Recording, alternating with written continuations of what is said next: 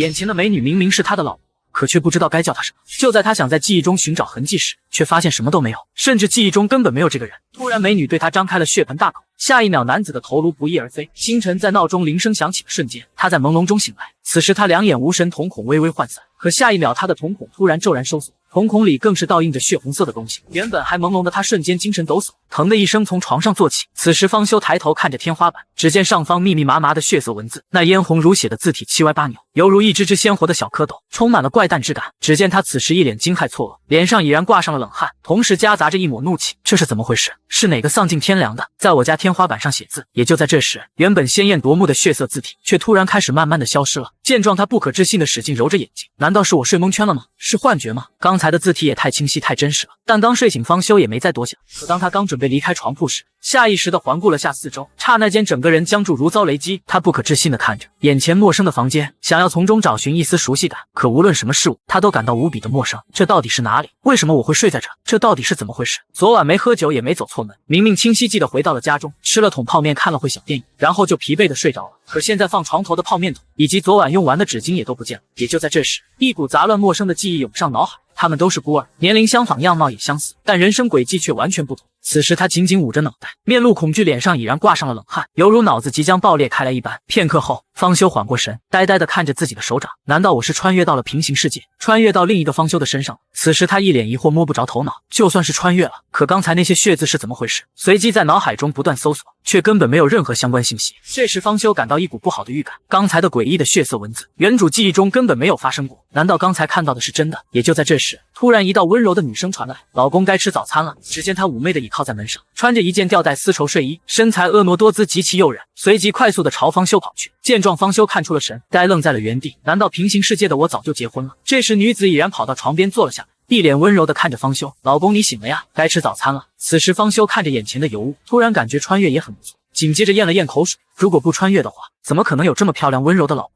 而女子见方修一直毫无反应，脸上带着如水的温柔，再度柔声开口：“老公，你醒了，该吃早餐了。”闻言，方修赶忙就要答应，毕竟与人交谈时2秒内不做出反应，那就会显得很不礼貌。可他眼下却不知道该叫他什么，老婆、媳妇、宝宝、宝贝。紧接着他脸刷的一下羞红，还是说叫他乖女儿呢？在一系列的思想斗争后，他最终还是决定叫他名字比较合适。想必身体原主人的记忆都在大脑里，随即清了清嗓，双指扶额，闭着眼睛开始寻找着。只见他努力的搜索关于老婆的记忆，然而惊悚的事情再次发生，老婆的名字没有，交往经历也没有，特长爱好没有，喜欢的姿势没有，什么都没有，甚至记忆中根本没有这号人。想到这，方修当场裂开，同时感觉血液直接凝固，心脏也随着漏跳了半拍。这时方修微微低头，不敢看他，脸上的恐惧再次呈现。那眼前这个所谓的老婆是个什么东西？而老婆却仍是一动不动，笑容满面，温柔地看着他。此时已然过去了2秒半，老婆依旧脸上挂着温柔的笑容，只是古怪的是，她的笑容自始至终没有变过，就好像是一个白皙精致的瓷器上刻上了一张美人脸一般。这时方修不知怎么回事，再也感觉不到之前的温柔，反而从中感到一种毛骨悚然。刚才的治愈也开始变得治愈起来。思索过后，方修瞥着他艰难开口：“你是谁？”随着这一句的问出，老婆脸上的笑容突然变了，她眼眸中爆发出巨大的惊喜，原本温柔的笑容竟夸张的放大，而那原本精致冷白的皮肤，此时竟然不断的产生开裂。眨眼间，无数密密麻麻的黑色裂痕遍布全身，嘴里蕴含压抑狂喜的声音发出：“你看得见我？”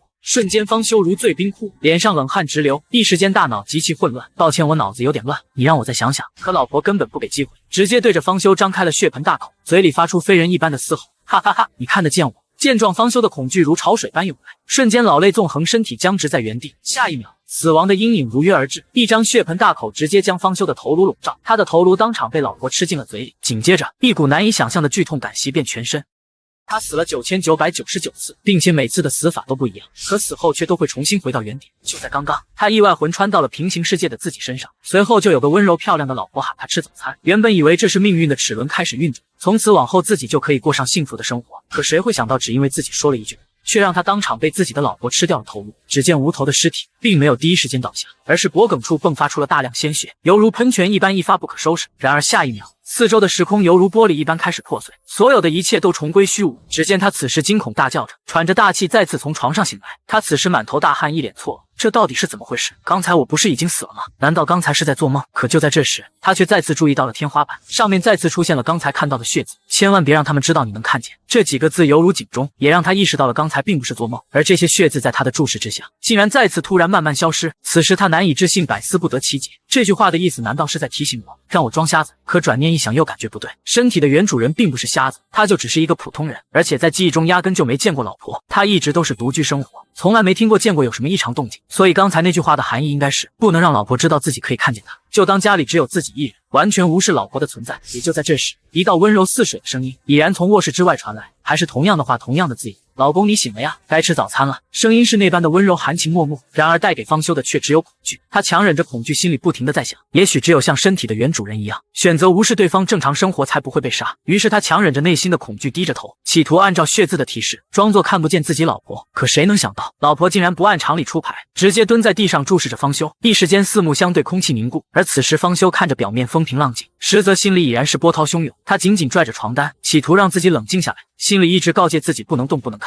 就在这时，老婆再次使出了绝技，直接将头扭成了180度。见状，方修咬紧牙关，冷汗直流。卧槽，这样都行？不等他有所反应，老婆吐出40米的舌头，在他脸上不停地舔着。这个举动也瞬间让方修破防，这也让老婆有所察觉。你看得见我？下一秒，鲜血四溅，方修再次死亡。不一会，方修再一次喘着大气从恐惧中惊醒，只见他此时双拳紧握，咬牙切齿。卧槽，这该死的贱人！随即颤抖地捂着头，不知所措。这到底是怎么一回事？这是死亡回档，还是说像电视里的一样，是无限循环？不管死多少次，最终都会回到最初的起点，类似单机游戏中的存档吗？思索过后，方修试着让自己冷静下来，随即大脑飞速运转。刚刚低着头不去看他就主动凑了过来，这更说明他必须在确认我能看见才会动口。于是他伸手去拿手机，企图利用刷短视频来转移注意力。与此同时，老婆出现在了他的身后。老公，该吃早餐了。而方修的背后早已被冷汗浸湿。突然，老婆微微弯腰看着手机开口，老公，你怎么可以当着我的面在这里看别的女人？你是不是已经不喜欢我了呀？然而方修心中早已破口大骂，我喜欢你妈呀！他努力克服着心里的恐惧，继续心不在焉地刷着视频。这次他有了刚才的经验，于是故意将手机尽可能的贴近，眼看就要怼到了脸上。突然老婆在他耳边娇嗔道，老公，我记得你不是近视眼，怎么把手机放得这么紧？你是不是可以看见我呀？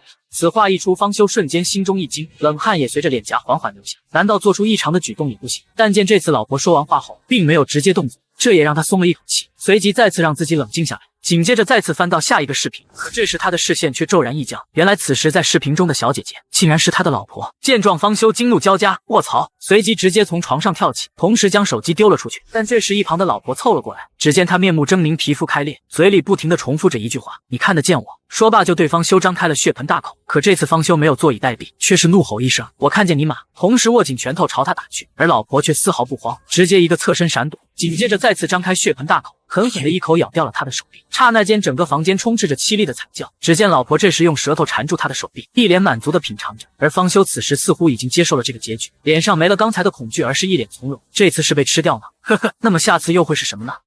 男子有漂亮老婆做的早餐不吃，非得自己动手自食其力，更是放任老婆独守空房，毅然决然地推门而出，并且心中暗暗发誓一定要杀了他。原来男子是魂穿到了这个平行世界，而当他刚穿越到这具身体上后，只因方修懵逼的开口说了一句话，就被眼前这个漂亮老婆吃掉了头颅。也因此他明白了天花板上血字的含义，只有不让老婆知道自己能看见他，那样他就不会动口，自己才能存活下去。可老婆却根本不按常理出牌，她总会以各种诡异的突然出现，让方修做出能看到她的反应，而结果就是被她吃掉。眼下方修已然是重生了6次，但还是会被老婆突然的贴脸吓到，随后方修就会被吃掉。这几次都是死于演技不精，死于无法克制本能反应。而再次醒来的方修已然失去了理智，上次死亡的惨状历历在目。只见他这时疯了一般，将头伸出铁门栏，一脸惊恐的大叫着，啊卧槽，救命啊，放我出去！而漂亮的老婆浅笑着走了出来，你看得见我？可想而知，等待他的就是被吃掉。当前方修已经死了8次，期间方修一直想逃，却一直逃不掉，于是决定破罐破摔。既然无法躲避，不如选择享受。而在他一次次死亡中，也同时接收身体原主的记忆，也大概了解到了这是个怎样的世界。与前世唯一不同的就是，这个世界中的诡异怪诞明显多得离谱。就在方修死18次后，四周难得的安静，随即便开始思考着，为什么我能无限回档？天花板上的血色文字是谁写的？为什么血字在我看到后就会消失？他们到底是什么？难道都市怪诞都是因为他们造成的？看来我的老婆就是他们其中之一，她是只鬼。想到这，方修做出了一个决定，只要自己活着，那么老婆就一定得死。也就在这时，老婆再次走向卧室，熟悉的声音再次响起，此时方修不为所动，死过18次的他现在很清楚，所谓的早餐根本不是给自己吃，而是要把自己当成早餐吃掉。突然他发现了一件事情，老婆每次叫醒方修的时候，始终都没有和他进行肢体接触，难道说没确认自己能看见他时，是无法进行肢体接触吗？想到这，方修决定尝试一次，随即立马起身站到老婆跟前。见状，老婆一脸温柔的看着他，你是想先吃早餐还是想先吃我？所以老公，你看得见我对吧？说罢，一脸羞红的等待方修做出反应，而方修则是尝试刚才的想法，毅然决然的穿过他的身体。此时他心中窃喜，果然他只能在确定我能看见时才会出手。而忙着死还没进食过的方修，直接来到了厨房煎起了鸡蛋。见状，一旁的老婆气得不行，老公，早餐我早已经帮你做好了，你快去吃啊！闻言，方修面无表情，一声长叹，果然越漂亮的女人越会骗人，明着喊我吃早餐吃早餐，其实根本就没有做。很快他就做好了一个三明治。方修准备吃完早餐离开这里，去外面寻找关于老婆的线索，去寻找这个世界的异常。就在这时，老婆突然出现在了餐桌上，此时她一脸奸笑的注视着方修，老公，为什么不吃我给你做的早餐？你是不是嫌弃我的厨艺不行呀？这次方修并没有被突然出现给吓到，而是自顾自的吃着东西。随着他吃完早餐之后，方修径直的朝房门走去，他要离开这里，只有离开这里才有机会报仇。可正当他把手放在门把上时，老婆美丽的脸庞却镶嵌在上面，眼眸露出了一抹忧伤。老公，你不要出门好不好？能不能留在家里陪陪我呀？不等话说完，伴随着咔嚓一声，门把手被拧下，方修平静的走出了房间，随即重重的将大门关上。此时他疯狂仇恨的火焰在熊熊燃烧，没有人能在杀我18次之后还逍遥法外，那是对老婆的恨意，对被杀18次的滔天恨意。思索过后，他果断的朝楼下走去，而这时他突然发现四周安静的可怕，大白天的居然没有一个人。但他此时并没有多想，他现在脑子里只想着一件事，那就是报仇。他要找到消灭老婆的方法，然后再回来杀了他。很快走过昏暗破旧的楼道，绿色的单元门出现在了方修眼前。只见他缓缓推开了单元门，久违的阳光从门缝中透过，紧接着他一步踏出，投身外面的阳光世界。可突然方修整个人僵在了原地，血液近乎凝结。此刻全身被阳光包裹的他，却再也感受不到丝毫温暖。他目光失神的看着外面的世界，嘴里下意识的嘟囔着，这是地狱吗？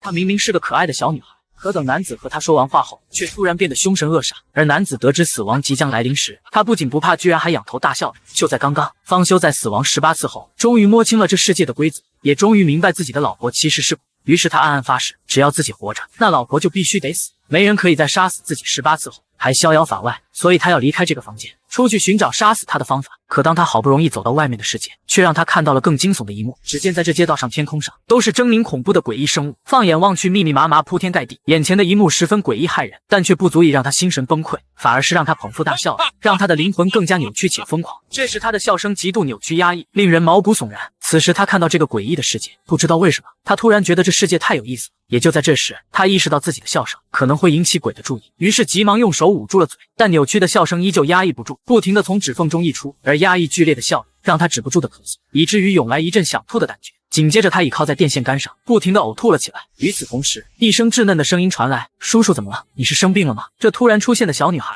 让方修的瞳孔骤然放大，只见她绑着2个羊角辫，看似只有4、5岁的样子，嘴里还吃着个棒棒糖。见状，他尽量收敛笑容，尽量让自己看上去和蔼一些。我没事，小妹妹，还有要叫哥哥哦。说罢，情不自禁地伸出了手，在他的小脑瓜上抚摸着。小丫头真是可爱，要是自己有个这样可爱的女儿就好。然而下一秒，可爱的小脸蛋瞬息而变，变得面目狰狞，尖嘴獠牙，并且说着一句熟悉的话：你看得见我？见状，方修呆愣在了原地，随后微微抬头看向眼前的女孩。只见此时女孩变得无比高大，手中的棒棒糖也变成了白骨大棒。她疯狂地嘶吼着：你看得见我？可方修这次没有害怕，却是再度止不住的狂笑起来，哈哈哈，有意思，真的是太有意思了。方修擦拭着笑出的眼泪，随即指着眼前的小女孩，比起之前，我还是更喜欢你现在的样子，因为这样以后杀你的时候，我不会有任何的负担。与此同时，小女孩疯狂地嘶吼着，同时举起手中的骨棒。下一秒，大棒垂下的阴影将方修全部笼罩，而方修却依旧在笑。如你这般的诡异竟然这么多，完全不用担心会有杀完的时候，这真是让人无比兴奋啊！你们都得死！话音未落，随着震耳欲聋砰的一声，方修直接被砸得血花四溅，成了一滩肉泥。很快，方修再度从睡眠中醒来，他此时脸上的疯狂已经褪去，取而代之的是死水般的寂静。这时，熟悉漂亮又诡异的老婆再次来到床边叫他吃早餐，而他重复着之前的操作，然后就离开了家门。只见他这时来到外面某处的公园坐着，不一会，刚才的可爱小女孩再次出现在了他的眼前。唯一不同的就是，这次小女孩没有吃着棒棒糖，而是一脸伤心哭泣着。叔叔，我找不到妈妈了，你可以送我回家吗？”这时方修并没有理会，而是观察着四周，陷入了沉思。他发现这个世界似乎被各种各样的鬼填充着，而这鬼分为两种，一类长相怪异，没有理智，虽有攻击性，但又如同空气一般，无法对事物造成影响；另一种外形与人类无异，他们陪伴在目标身边，装作亲朋好友与对方说话，得到回应后便会下手。就比如他那个亲爱的老婆，可即使普通人根本察觉不到他们的存在，却依然缠着一个人进行角色扮演，这到底是为了什么？想到这，方修很是疑惑。突然，方修脑海中灵光乍现，一股令人毛骨悚然的念头涌现：难道诡异在试图融入人类生活？眼前的明明是阴森的精神病院，但他却丝毫不慌，甚至感到有趣。可就在这时，他却撞到了什么东西，并且摸去十分柔软，弹性十足。就在刚刚，方修看着这个诡异的世界，想不通为什么有些鬼，哪怕正常人察觉不到他们的存在，却依旧缠着那个人进行角色扮演。也就在这时，一股令人毛骨悚然的念头涌现：难道诡异在试图融入人类生活？想到这，让他不由得感到口干舌燥，于是骑着共享单车去买水喝。可等他付完款后，看着手机时，发现全身上下的家当居然就3位数，随即觉得必须尽快探究世界真相，再想办法搞点钱。也就在这时，突然叮的一声信息铃声响起，原来是他的老板在工作群里艾特他：“方修，这都下午了还不来上班，你这月都迟到几次了？奖金提成还想不想要了？”见状，方修突然想起，在半年前原主卖了一套别墅，至今提成还没有发，如果这笔提成要回来，那应该能撑一段时间。紧接着在屏幕上敲打着字，只见他编辑了一段辞职信息，并且表示一会就去售楼处找老板要提成。说罢，他猛蹬着单车朝售楼处而去。不一会，他在目的地停了下来，可一眼望去，他直接蒙圈了。看着眼前这个阴森的楼房，他瞳孔骤然微缩，冷汗直流。这是哪里？售楼处呢？随即他放下单车，径直的朝里走去。只见柱子上还挂着一个牌匾，上面赫然写着6个大字：青山精神病院。也就在这时，方修手机铃声突然响起，只听电话传来焦急且关切的声音：“修哥，你怎么才接电话？是不是遇到什么事了？”闻言，方修表示没事，并向电话那边确认：“你们现在在单位吗？”话音刚落，电话那边就传来愤懑声：“对啊，吴大海这孙子给你打了很多电话，你都没有接，现在把气全撒到我头上了，还特么的在加班。”闻言，方修表示：“我马上就到，一会再说。”而这时挂完电话后，方修注视着眼前的精神病院，陷入了思索。明明整个都变成了阴森的精神病院，可听同事的意思，在里面上班并未受到影响，难道这医院也是诡异？真的是太有趣了。此时他决定进去一探究竟。眼下四周寂静的只有方修的脚步声，然而下一秒，方修面露难色，传来一阵酸痛，似乎是撞到了什么东西。他不可置信地看着双手，难道这座精神病院不能入内？但方修不信邪，随即再次朝前方伸出了手。下一秒，咕叽一声，酥软 Q 弹的触感猛烈袭来。定睛看去，2个圆润饱满柔软的馒头映入了眼。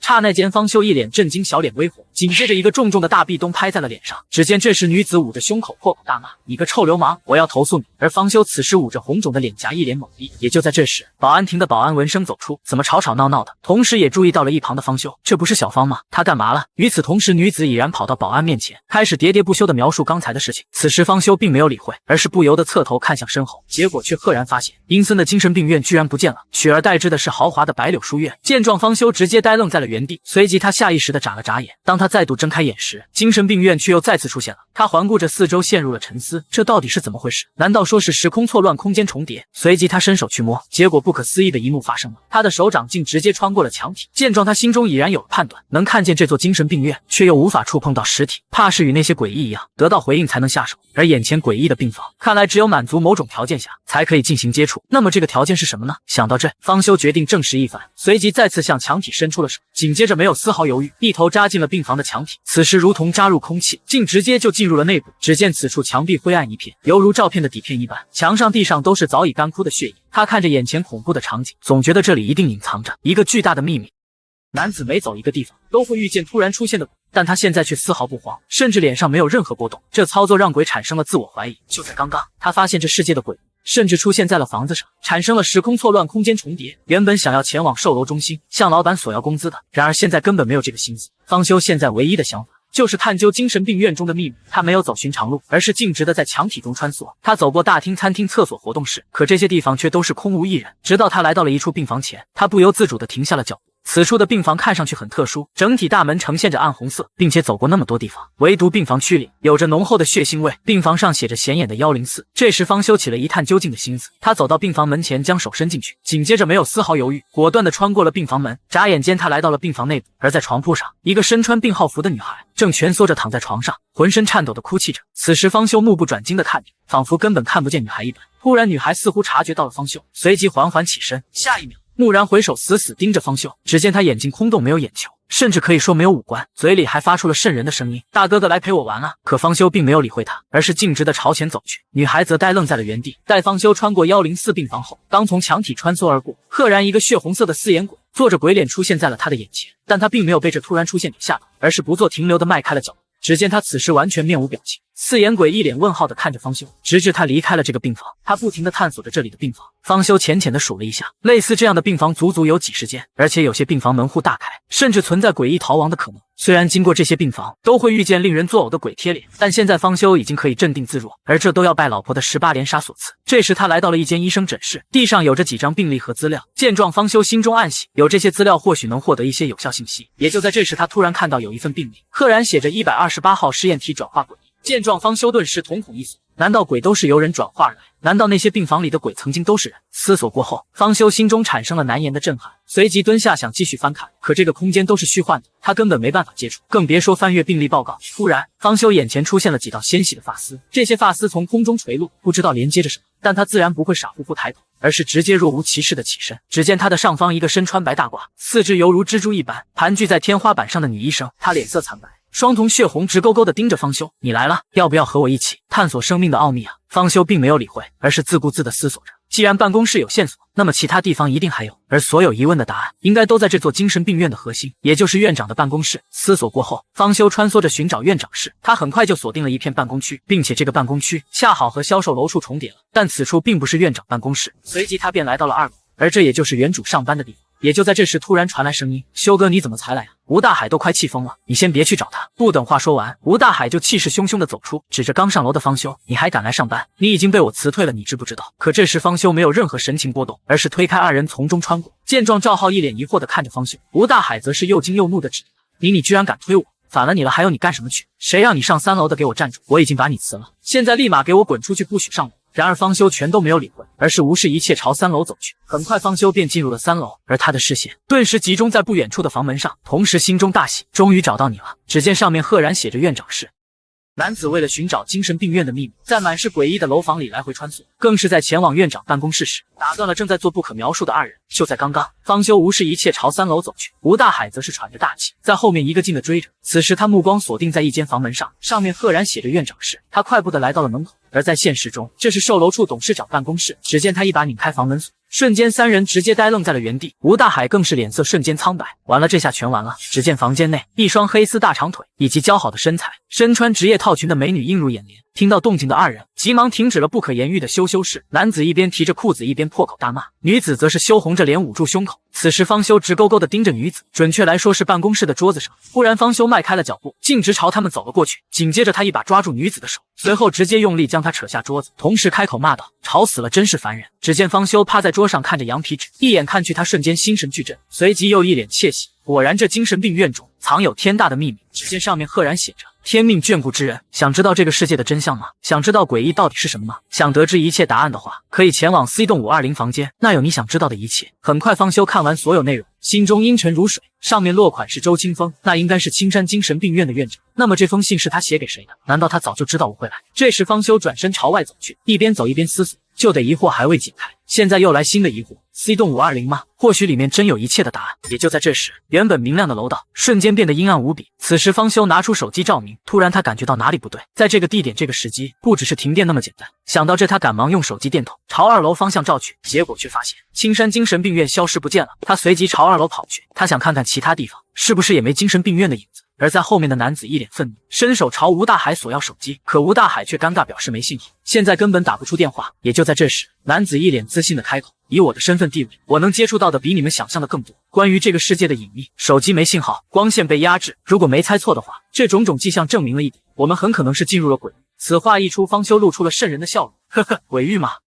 注意看眼下售楼处的所有人，目前已经陷入了鬼域的世界。但凡触犯了鬼的杀人规律，在场的所有人都会在劫难逃。”就在刚刚，方修看完桌上的书信后，正准备前往 C 栋502房间寻找这个世界的答案。可当他刚转身没走几步，却突然陷入了一片漆黑。本以为是单纯的停电而已，可他突然发现青山精神病院也同时消失了。而另一边，售楼处的工作人员也一阵苦恼，刚做好的报表还没来得及保存，偏偏就在快完成的时候停电。也就在这时，吴大海的声音传来：“别在这鬼叫了，抓紧派人去看看是不是跳蚤。”与此同时，保安赵叔朝楼上走去，看到刚才的男子，急切询问：“楼里突然停电了，大家都没事吧？我先去看看是不是跳闸了。”闻言，男子一脸懊恼：“人倒是没事，就是一想到待会要加班就恨得牙痒痒。”另一边，一个女同事打开了手机电筒，可是突然发现电筒的光线也变昏暗了起来。闻言，一旁的同事好奇询问：“是不是上面有灰尘？你擦一下试试。”可他就差把手机擦破了，结果光线依旧没有变亮。闻言，各个同事纷纷拿出手机，陆陆续续的打开了手机电筒，但每个人都是一样的结果。光线也是昏暗无比。这时方修想到了上级王子腾说的话，于是转身看向他询问：“你刚才说的鬼域是什么？”此话一出，一旁的女同事吓得提心吊胆。鬼域？他们是在说鬼域吗？话音刚落，男同事一脸不屑地看着女子：“世界上怎么可能真的有鬼？不要在这里自己吓自己。”此时同事们开始议论纷纷，而王子腾则是阴沉着脸。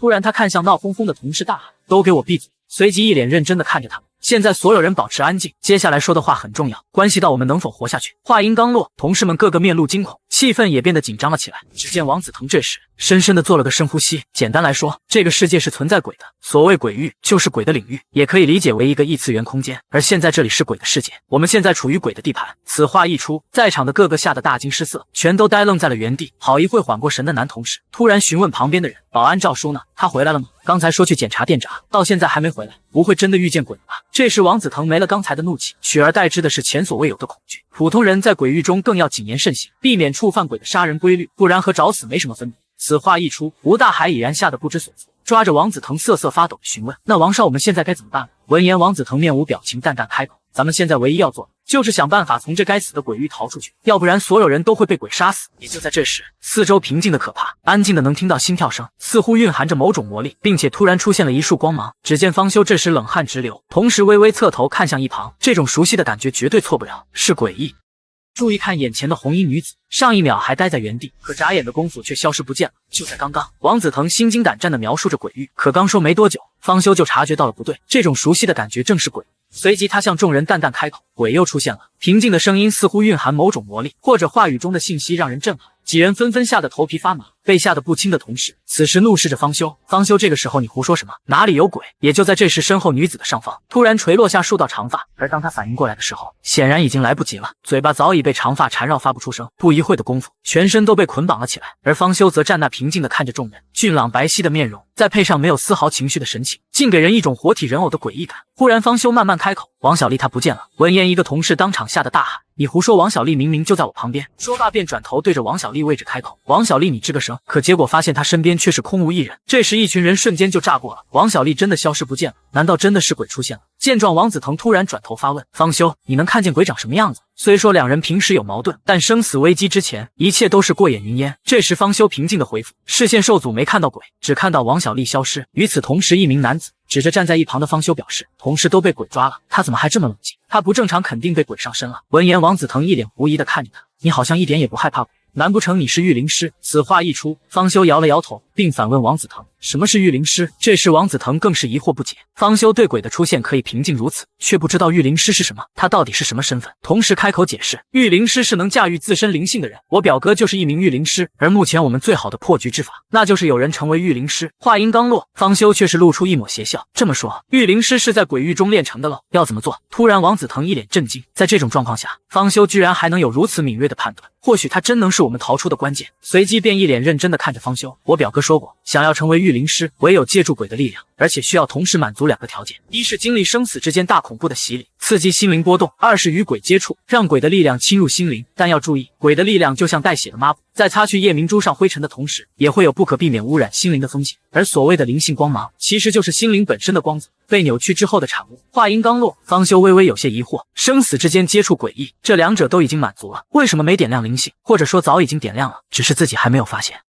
在这个鬼域的世界，接二连三的就会有人消失，不但是消失的悄无声息，更是消失的很有规律。而这时在场的所有人只需要20来分钟就会全军覆没。就在刚刚，据王子腾所描述的条件，方修早已达到成为御灵师的要求，可他却没有一点点亮灵性的征兆。他此时看着自己的双手陷入沉思，难道是因为穿越过来后的死亡退的？从而导致并没有真正和诡异接触过。那也就是说，老婆还有满大街精神病院里的诡异，只要不给予回应，他们都只是另一次元的虚幻，根本不算是接触。眼下隐藏在黑暗中的鬼，却是能从虚幻闯入现实，就算不需要触发条件，也能进行杀人。所以只要多和这些鬼接触，就能拥有消灭他们的能力。想到这，方修再度陷入了癫狂，不由得发出一阵冷笑。他此时脑海里只想一件事，那就是杀了他，杀了老婆复仇。所以方修下定决心，一定要成为御灵师。也就在这时，方修突然察觉到一丝动静，随着他转头看去，紧接着再次吐出震撼人心的信息，又有人不见了。此话一出，众人直接吓得暴跳如雷，随即环视一圈，这才发现刚才明明就站身边的贾亮，他居然悄无声息地消失了。此时王子腾已然到了崩溃的边缘，连续有人消失，让他仅存的理智也同时消散，随即朝着他们一声怒吼：“都特么的闭嘴，想把鬼招来吗？”也就在这时，李菲菲泪流满面地看着他：“王少怎么办呢？我不想消失啊！”闻言，王子腾一脸愤懑：“你特么的来问我？我问谁啊？”这时，方修一道平静的声音传出：“2到3分钟。”闻言，几人纷纷投去恐惧的目光。只见方修平静地分析着，人消失的间隔是2到3分钟，准确来说，应该是女的2分钟，男的3分钟。从刚才保安赵叔开始算，消失了3分钟之后，王小丽也就跟着消失了。而王小丽消失2分钟后，贾亮也随之消失了。所以，如果没推断错的话，在贾亮消失的3分钟后，还会有人跟着消失。话音刚落，众人大为震惊，一脸的不知所措。紧接着，方修淡定朝黑暗走去。见状，好基友赵浩疑惑询问：“修哥，你干什么去？不要命了呀？”闻言，方修微微回头开口：“当然是去寻找活路，难道处在这里罚站，坐以待毙吗？”突然，王子腾朝着方修怒喊：“你特么的给老子站住！老子说了，任何人不能随意行动，你是耳朵瞎了吗？”然而方修头也不回，而是自顾自地走进黑暗，同时平静地表示：“目前这里幸存8人左右，按照分析2、3分钟消失一个，那么大约20分钟就会全军覆没，不如搏一搏单车变摩托。”闻言，王子腾勃然大怒：“你只不过是一个普通人，你怎么知道鬼？”不等话说完，王子腾突然神情充满了恐惧，想说的话在这时却是说不出来。只见方修此时一张面无表情的脸，宛如一具苍白的尸体，看不出任何的生气，但又十分的有震撼力。随后方修开口表示：“你再多说一个字，那么我会在鬼出现之前杀了你。”明明没有任何情绪，可有着说不出的森寒。眼下遍地都是鲜红的血液，别人早已吓得痛哭流涕，可他却没有丝毫感到害怕，而是直接上手去触摸，甚至露出了兴奋的神情。就在刚刚，方修发现人群中不但有人接连消失，更是消失的悄无声息，并且这消失的很有规律，男的3分钟，女的2分钟。于是他决定探究这其中的秘密，如果不探查清楚，那么眼下很快就会全军覆没。随即方修只身朝着黑暗中走去，见状他的好基友赵浩也随着他一同前往。只见2人在黑暗的走廊穿行，而此时紧跟在身后的赵浩已然是冷汗直流，一脸恐惧：“修哥，这不对劲啊，怎么还没到楼梯口啊？”闻言，方修做出了收声的手势：“安静。”同时他停下了脚步，目不转睛地盯着走廊深处。只见一眼望去走廊的尽头，突然出现了一抹幽绿的光亮。见状，方修不由得眉头一皱，这光芒和青山精神病院中的灯光简直是一模一样。瞬间，一个不可思议的猜测在他脑海中呈现，紧接着加快脚步朝着光亮走去。当他彻底踏入光亮后，才发现这就是青山精神病院。只见眼下到处都是血污，到处都是破败不堪的医院器具。这时躲在他身后的赵浩吓得瑟瑟发抖，不敢直视：“修哥，我是不是产生幻觉了？”随即眼泪止不住的落下，这里怎么好像恐怖片里的医院啊？此话一出，方修大吃一惊：“你也看得见医院？”随后方修伸手朝着墙壁摸去，瞬间就露出了一抹邪笑。果然，现在的精神病院已经和现实发生了空间重叠，和那些活体鬼一样是实体的。怪不得之前在售楼部看不到，原来早就已经身处其中了。这精神病院吞噬了售楼部，难道这就是所谓的鬼域？思索一番后，2人再次向前走去。突然，2人神情瞬间僵住。原来他们在走廊不远处发现这里到处都是血迹，还有被撕碎的保安服以及女性的工作服装。见到这一幕，方修彻底明白了，售楼处的女同事五官端正，身材苗条，体型和肉量相对于男性来说差了不少。所以鬼吃掉一个男性的时间大约是需要3分钟，而吃掉一个女性只需要仅仅2分钟，这也就是他们消失的时间差。此话一出，在一旁的赵浩瞬间脸色苍白：“你的意思是他们都被鬼给吃了？”这时方修蹲在地上仔细观察着被切碎的衣服，同时表示：“我们暂时是安全的。”贾亮刚被抓走。闻言，赵浩浑身颤抖，也就是说鬼正在某个地方吃贾亮。此时方修并没有理会，而是看着走廊尽头陷入了沉思。这里大部分的鬼异都被关在了病房中，虽说有些病房门开着，但其中的诡异早已出逃，之前在虚幻的精神病院里也没碰到。而眼下这些衣服切割十分平整，明显是某种利刃所造成的。根据种种迹象表明，这只能是之前遇见的那位因为是医生没有被关在病房，可以自由行动的女医生鬼。眼前的男子看似不是人，实则一点也不像人。之前还跟女子卿卿我我，可当遇到危险的时候，却不顾她的呼救，撇下她撒腿就跑。就在刚刚，方修看着走廊，刚好想到能在这自由行动的鬼到底是哪个的时候，突然走廊的另一处就发出参差不齐的哒哒声，听着越来越近的声音，方修和赵浩瞳孔骤然微缩，心惊胆战地看着声音的方向。随着声音越来越近，赵浩此时已然惊慌失措，而见怪不怪的方修在这时也露出了一抹恐惧。只见黑暗的走廊里，王子腾几人个个都一副不可置信的样子，看到熟悉的地方忽然变成了医院的场景，众人不由得露出了恐慌。见状，方修和赵浩一脸的无语且庆幸。无语的是没想到他们也跟了过来，庆幸的是刚才的声音不是诡异。这时吴大海看着对面的方修，浑身颤抖的发问：你们两个先出来的，有没有看见老赵和王小丽？也就在这时，李菲菲突然惊声大叫，指着方修脚下的血渍，那好多血。此话一出，王子腾定睛看去，瞬间冷汗直流。那是老赵和王小丽的衣服，难道他们已经被吃了？这时李菲菲挽着他的臂膀，声音发颤：王少，我们快离开这吧，我想回家。而王子腾这时也忽然惊醒，对，赶紧走。随后看向一旁的方修，你来带路。可这时方修二人却是一言不发，方修更是阴沉着脸看着手机。突然他面无表情的看着众人，不带任何情绪的开口：时间到了。此话一出，处于恐惧状态中的李菲菲不由得开口询问：什么时间到了？话音刚落，身后的天花板就传来了咔嚓咔嚓的声音。随着李菲菲和王子腾二人机械般的回头看去，只见此时天花板上赫然出现宛如蜘蛛的女医师，她穿着破败不堪的白大褂，披头散发的倒吊在上方，而刚才的咔嚓声正是她转动脖子的声音。见状，李菲菲吓得不知所措，直接呆愣在了原地，无言的恐惧如潮水般开始蔓延。下一秒，女医生四肢疯狂摆动，如同人形蜘蛛一般，快速的朝众人爬去。这时众人如疯了似的玩命的狂奔，而这次王子腾不需要有人带路，甚至还嫌他们在前面挡路。也就在这时，王子腾突然顿住，他感觉有东西拉着他的衣服，吓得当即心提到了嗓子眼。随即他缓缓转头看去，原来是李菲菲倒在地上，泪如雨下的抓着他的衣服，祈求王子腾能救救她。与此同时，女医师也正快速的逼近。见状，王子腾当即一巴掌狠狠的抽了过去，别他妈在这碍事。紧接着，王子腾一路连喊带跑，直接穿过方修二人。这时方修没有一点逃跑的意思，站那面无表情的观察着。刚才猜测的没错，果然是之前遇见的女医师。而被吓得浑身瘫软的李菲菲在地上不停地爬着，嘴里惊恐地大叫着：王少，不要丢下我！可王子腾几人早已不见踪影。随后看向走廊里仅存的二人，迫切地伸出了无助的手，泪如雨下，渴望地看着他们：修哥、浩哥，救救我！与此同时，女医师的长发垂落了下来，只见女医师抓住她的头发，另一只手拿着手术刀。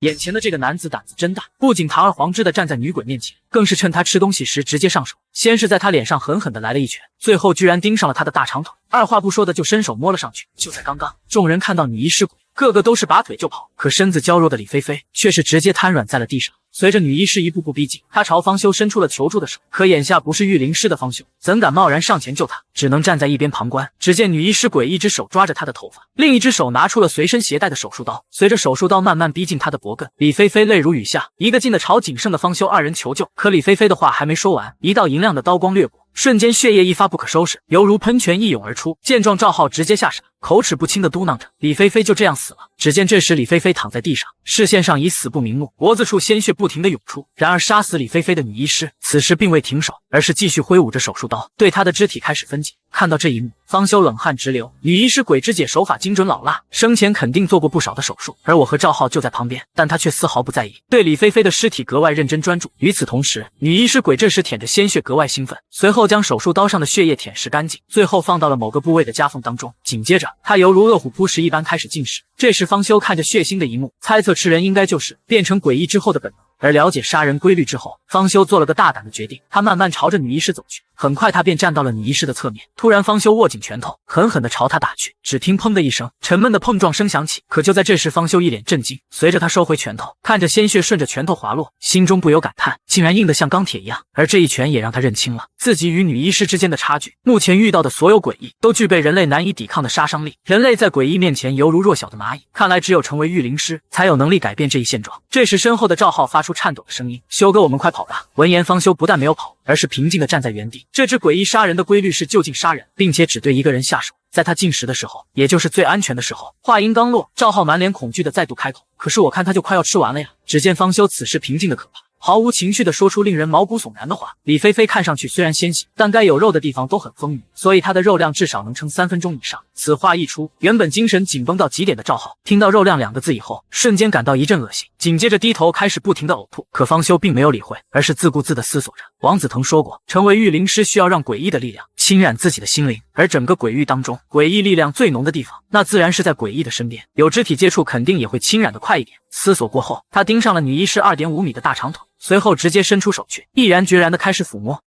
在这个危机四伏的鬼域里，意外得知鬼不仅是就近杀人，更是每次只会对一个人动手，而想成为御灵师的二人。好，为了能快速得到侵染心灵，不但趁鬼在进食的时候光明正大的站在他旁边，更是对鬼直接上手抚摸着他。可他万万没想到的是，自己竟然会因为硅胶而死。就在刚刚，方修为了能更快让诡异的力量侵染自己的心灵，于是他做了个大胆的决定，和诡异产生近距离接触。于是他伸手朝着他的大长腿摸去。此时方修感觉触感十分冰冷，犹如在摸尸体一般。这是刚吐完的赵浩在后面看到这一幕，瞬间感觉三观尽碎，随即震惊不已的大喊着：“修哥，我一直以为自己已经够黄了，可没想到你浓眉大眼的，居然连鬼的便宜都敢占。”闻言，方修轻抚着大长腿，同时面无表情的开口：“我打算再待一会，你要是害怕可以先走。”这时他看着方修，想着之前王子腾说的话，也明白了方修这么做的目的，随即心一横，一咬牙，马德拼了，随后硬着头皮朝女医师走去。方修看他过来，当即手往后挪了挪，给赵浩腾出了位置。只见赵浩这时在大长腿旁边蹲下，随即陷入了思想斗争。紧接着他闭上双眼，转过头去，同时也伸出了右手。很快他将颤颤巍巍的手放在了上面。也就在这时，赵浩犹如雷击，倒吸了一口凉气，好冰啊！但他并没有将手挪开。随着两人摸了好一会儿，这时赵浩羞红着脸看着方修：“修哥，我好像没反应，你身体有什么变化吗？”闻言，方修轻声回应：“并没有。”这时赵浩再度开口：“想不到我第一次摸女人的大腿，竟然摸的是一只鬼。但有一说一，这大长腿是真的长，简直比我的命都长。”见状，方修投去诧异的目光，看着正在流口水的赵浩，心中不由得感叹：这小子适应能力挺强的，虽然一开始被吓傻了，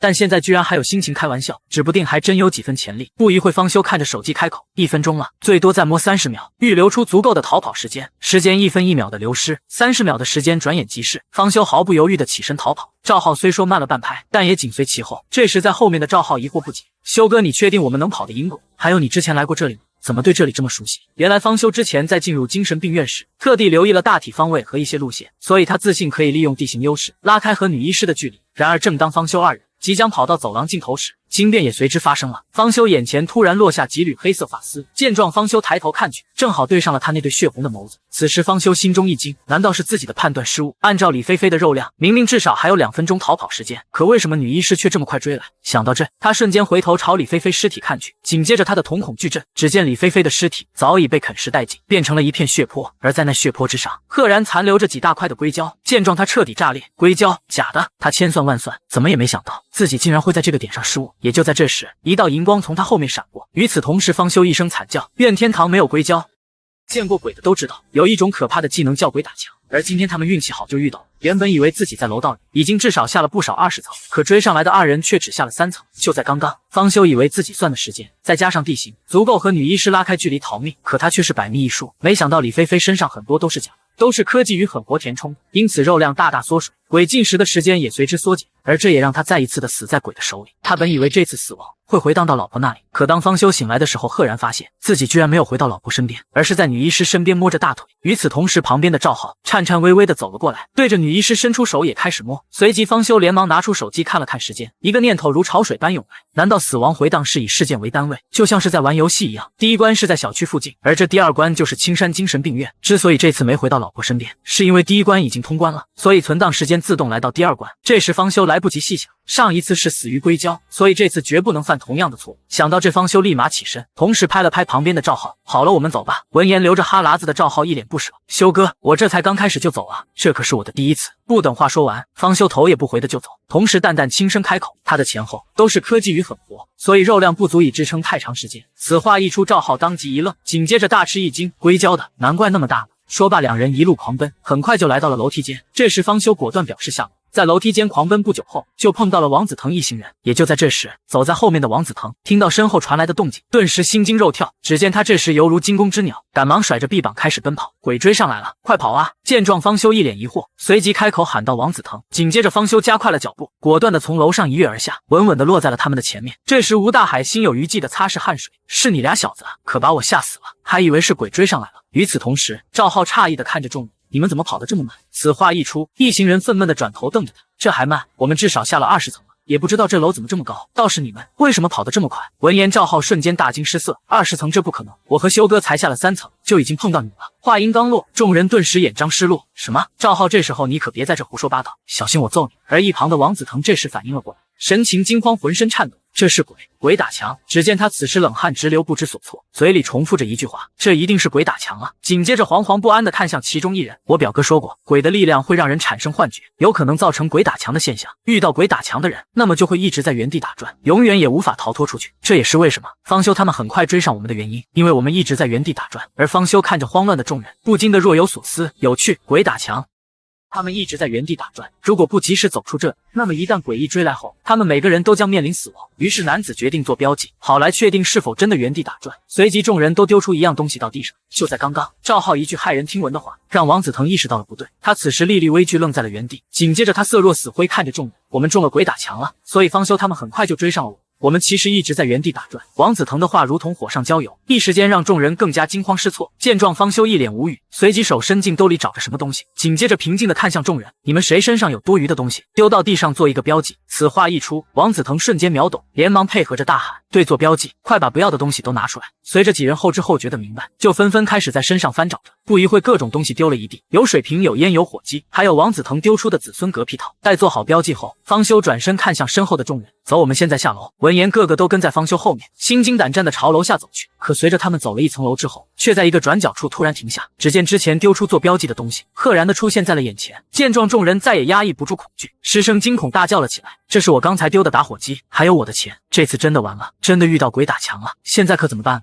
一会鬼追上来的话，那我们就死定了。这时方修则是脸色阴沉，捡起了刚才王子腾丢的子孙嗝屁套，看来真的像王子腾说的一样，遇到了鬼打墙，一直在打转。也就在这时，王子腾一声大吼：都别哇哇叫了，我表哥说过，普通人想走出鬼打墙根本不可能，想要破局只能依靠灵性才能看破，赶紧都特么的检查检查，有没有人点亮灵性的。说罢，他拼了命的集中精神祷告，希望自己能够点亮灵性。他不确定之前被鬼的追杀算不算是经历了生死，但是到如今也只能祈祷了。而这时其他人则是一脸疑惑，这怎么查看有没有灵性啊？一旁的男生也是一脸不解，不知道啊。紧接着不确定的开口，要不我们学王总那样试试。同时双手合十也做起了祷告。这时方修却没有理会他们的动作，而是顺着楼梯走下去开始摸索。方修记得之前在精神病院穿梭时，楼梯间的出口就在右侧，虽然分不清这是哪一栋建筑，但布局应该是差不多的。既然鬼打墙是幻觉导致的，那么闭上眼睛用手摸着右侧下楼，有很大的概率可以摸到门。也就在这时，王子腾察觉到了方修的举动，随即转身疑惑地看着他：方修，你又要干什么去？但方修并没有理会他，而是自顾自朝楼下走去。与其在这做无谓的祷告，不如集中精神摸寻线索。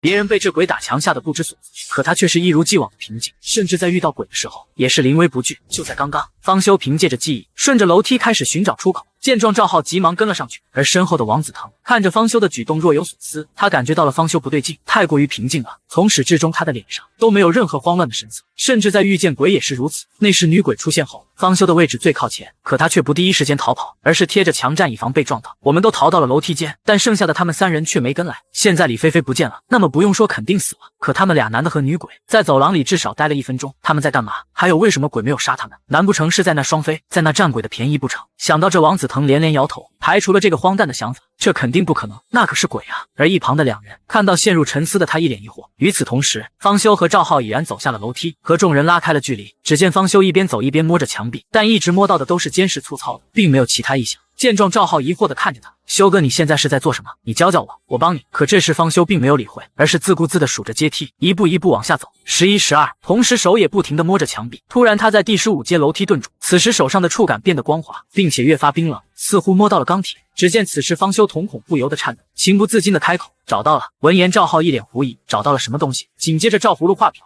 很快他也意识到了触感不一样，刹那间不由得狂喜：是门！修哥牛啊！此话一出，在上面的王子腾大吃一惊，投去了不可置信的目光，随即立马朝方修跑去，一把顶开了站那的方修。只见王子腾喜出望外，用手指着铁门大笑：我们有救了！是门，这里有扇门。可下一秒，王子腾的笑容逐渐消失，取而代之的是一脸绝望，死死地盯着眼前的铁门。可这个门应该怎么打开？话音刚落，一旁的方修也瞬间眉头微皱，被他这一说，心里也开始犯嘀咕。思索过后，方修上前很快找到了门把手，随后他心怀忐忑的一鸣，同时心里祈祷希望没锁。只听咔嚓一声，门被打开了。见状，他推开铁门，映入眼帘的是一条昏暗的长廊。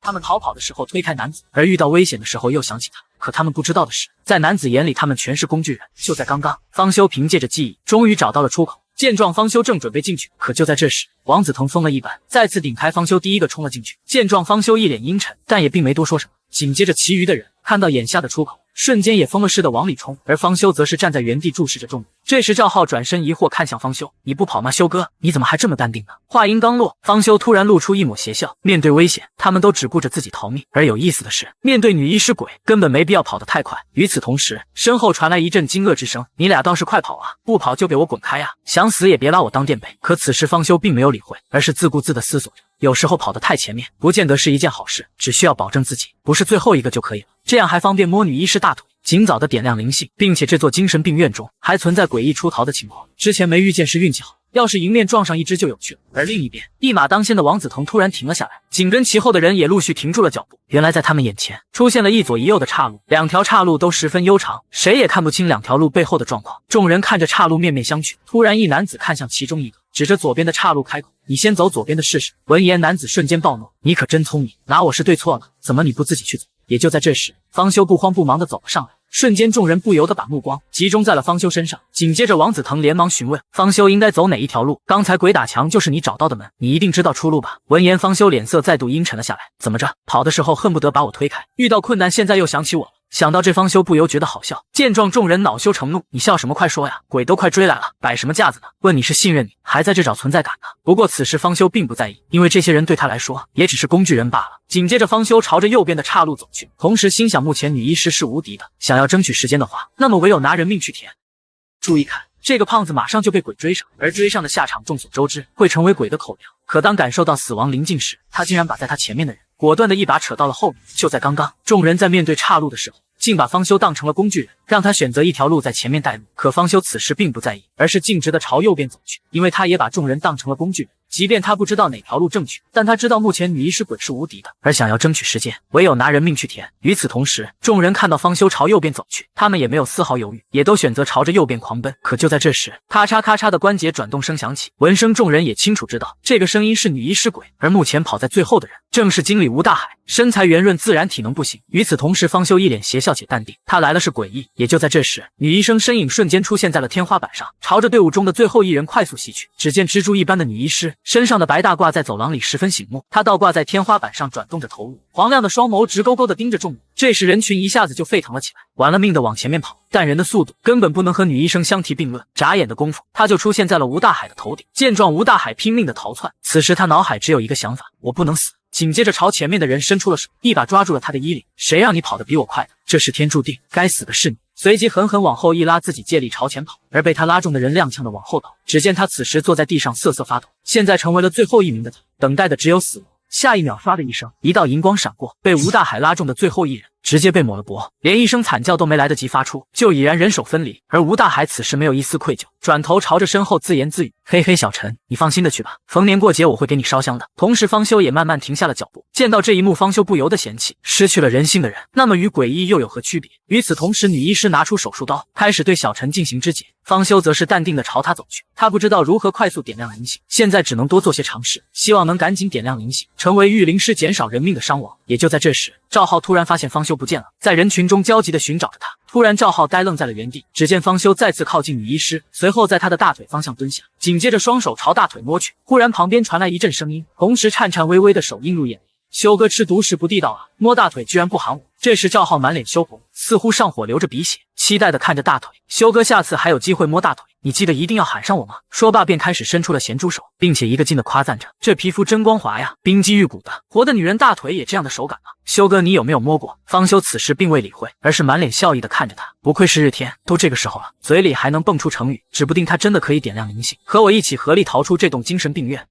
他们好不容易找到一扇门，可打开后却发现没有出路。于是男子准备牺牲自己，准备回荡，重新选择路线。但当他正准备往外走去时，众人却是对他一阵责骂。就在刚刚，方修和赵浩趁着女医师在进食的时候，设定好了时间摸他的大腿，想用近距离接触点亮灵性。时间飞逝，很快到了预设的时间。方修和赵浩快速的朝众人赶去。这时方修一脸严肃开口：“你不怕女医师鬼杀了你吗？”闻言，赵浩显然已经接受现状，等死可比直接被杀难受多了。再说，这不是还有你在吗？此话一出，方修看着他当即一脸无语。很快两人便追上了众人，随后他们走到了一家餐厅，餐厅很大，空无一人。而赵浩则是想着会不会有吃的，加班没吃饭，再加上刚才又一顿跑，现在已经饿得不行了。与此同时，王子腾则是一阵狂喜。餐厅里一般都会有后门，大家分头找找，随即看向一旁的二人开始画饼：“你先别着急找吃的。”是的，先找出口。出去了，劳资请你吃海陆空大餐，想要几个妞我就给你点几个。闻言，方修自顾自地打量着四周，我怕是没那个福气享受。见状，吴大海连忙上前奉承：“王少，别理那小子，就算没动，我也给你挖一个。”与此同时，身后的同事大喊：“这有扇门！”闻言，王子腾瞬间来了精神：“别动，让我来。”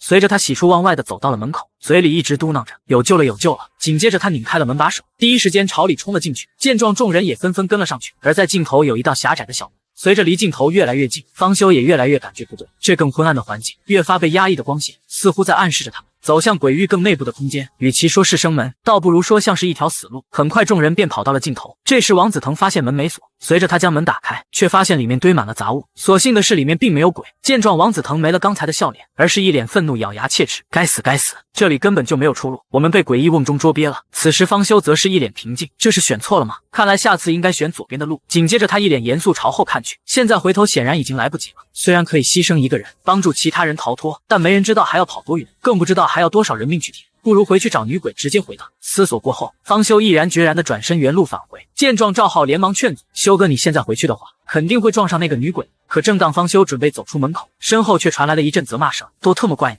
要不是你选错路，我们至于被堵在这里吗？”闻言，方修却并没有生气，而是生出一抹邪笑，甩锅给我。人那真是有趣啊！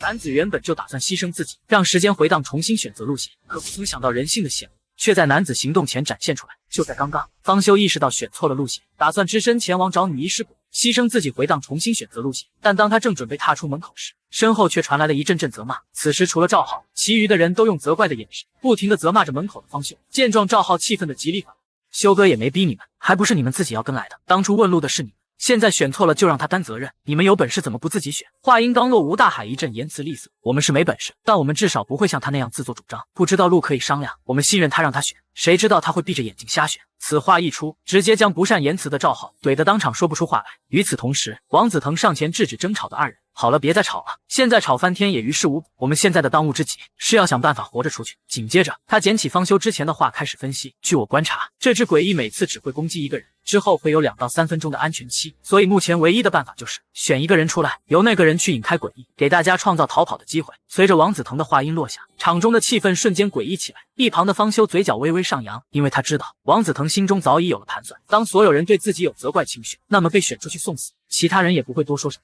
想到这，方修不由得笑出了声。与此同时，王子腾先发制人朝着方修走去，紧接着他用力地推着方修，同时理不直气还撞着开口：“要不是你，大家也不会陷入绝境，所以必须是你方修赎罪。”见状，赵浩猛地怒吼：“你干什么？快放开修哥！”说罢朝着王子腾跑去。与此同时，王子腾转身看向众人：“你们快过来帮忙啊！”闻言，众人面面相觑，陷入了纠结。只见这时赵浩从后面用力地勒着王子腾的脖子：“你给我放开修哥！”见状，王子腾大惊失色，连忙朝着吴大海大喊：“卧槽！吴大海，你特么还不快来帮忙！”收到信号的吴大海立刻响应，直接用他肥胖的身躯狠狠地撞向瘦小的赵浩。很快，赵浩便被摁在了地上。王少，我控制住他了。同时，赵浩一个劲地挣扎着：“你个龟孙，快滚开！你个死猪猡，快放开我！”王子腾则是跪在地上大喘着气。也就在这时，方修却狠狠地关上了铁门，因此铁门传出一阵响声。闻声还在互殴的几人疑惑地大喊着：“谁搞的？”只见方修这时站在门口，透过门上的窗户朝里看去。这时门内门外如同两个世界，门外方修诡异的神情注视着他，门内个个都露出了惊讶之色，女生则是捂着眼睛不敢去看。和我没关系啊，我什么都没做。赵浩更是顾不得起身，悲伤地喊着：“修哥！”这时王子腾看着门上的小窗户，一张微笑着的白皙人脸正平静地注视着他们。见状，瞬间感到一阵毛骨悚然，随即心惊胆战地开口：“你到底是人是鬼？”突然，方修淡淡开口：“我一直以为